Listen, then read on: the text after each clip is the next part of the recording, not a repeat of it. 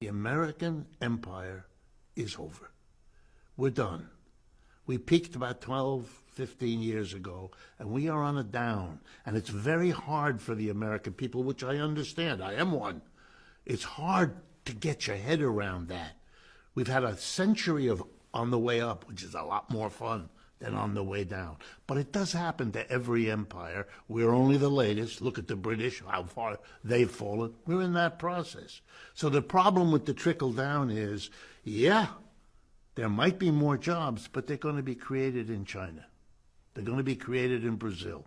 They're going to be created in India. They're not created here. We have the greatest level of corporate debt this country has ever seen, off the chart. The greatest level of personal debt, and we have the greatest level of government debt. Our government debt is now trillions of dollars greater than our annual output. That was not the case in the 20th century. It is the case now. What you're seeing is desperation politics. The whole Trump phenomena ought to say to you, wait a minute, these jerky moves that are out of whack, right? In recent days, we have seen the decision of the Trump administration to kiss the war in Ukraine goodbye.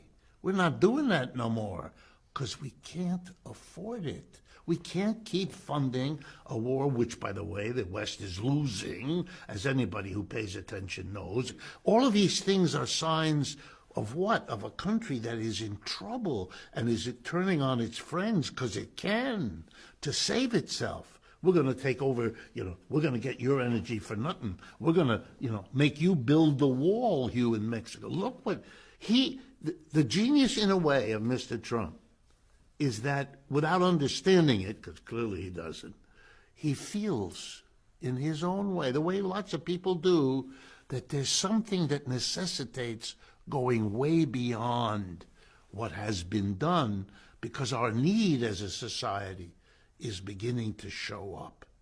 Look, let me give you a simple example. The best electric vehicles in the world right now, but by uniform global agreement, are produced by something called the BYD Corporation, which probably most folks have never heard of, which is Chinese. BYD, the initials, BYD. They make the best quality, cheapest electric car and truck. All right. You don't see them anywhere in the United States. Why not? Because Mr. Trump put a 27% tariff on them, and Mr. Biden raised it to 100%. So let me give you an example. If you wanted to buy a $30,000 BYD electric vehicle, which you could do, that's what they charge. That's why it's so good. You would have to pay $30,000 to get the Chinese to ship it here. Then you'd have to give another $30,000, 100%, tariff to Uncle Sam, or in this case, Uncle Don, in the way of a tariff. So it would cost you $60,000, which you're not going to do because you can get a less good Tesla or GM or Ford or anybody else at $40,000 to $50,000, which is less than you'd have to pay. But here's the problem. I was going to say, because right now this sounds like a good plan to a lot of people. Trump has said, I'm going to do this not just to China, although he's going to double existing tariffs to China, obviously. Right. But Mexico, Canada, everybody. If we intensify the tariffs, the scenario you just painted will happen, and people will be forced to buy U.S. stuff. Right. Which then creates U.S. jobs, which again stimulates the economy. All right, let me be the economist. Okay? That's good for the Tesla company, which I'm sure is purely coincidental, and GM and Ford and the others. Good. And they'll maybe be able to hold on to some jobs. Good. But now let's follow the bouncing ball, because that's my job as an economist. Yeah. Everywhere else in the world, every company in Asia, Africa, Latin America that competes with an American company that has to buy a truck as part of its business will go to China and buy the best truck at the lowest price, $30,000, the best truck. No American company that competes with them will do that. And you know what that means?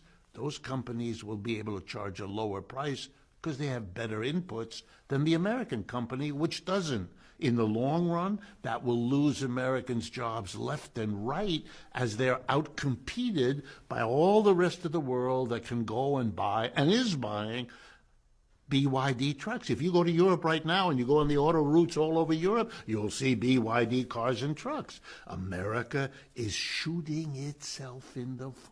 It may be great politics for Mr. Trump. I'm helping the auto companies and the workers. He'll go to Michigan and give us...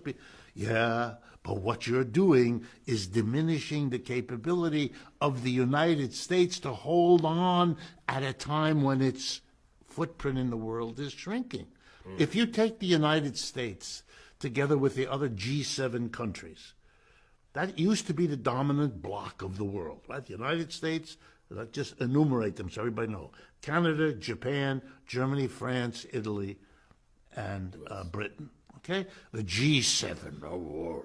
And I'm going to add up all the GDP, gross domestic product, total output of goods and services of all of those 7 countries, U.S. and its major allies. And now I'm going to compare it to the gross added up GDPs of China and its allies, known now as the BRICS. Okay, you add up the United States, about 28% of world output. You add up China and the BRICS, it's 35% of the world output. We aren't the wealthiest bloc in the world. We're number 2. And that's new. And that changes everything.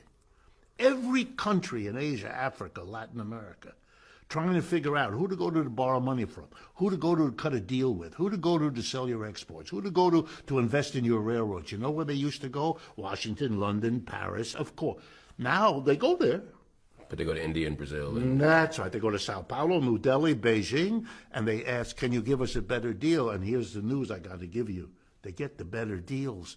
And they go that way. And that's not going to stop. And you can rattle your sabers all over the... You put the 7th Fleet in the South China Sea. Isn't going to change that. You've got to come to terms with that, but we are led by people who don't want to do that because nobody wants to be the politician who has to explain to the people it's over.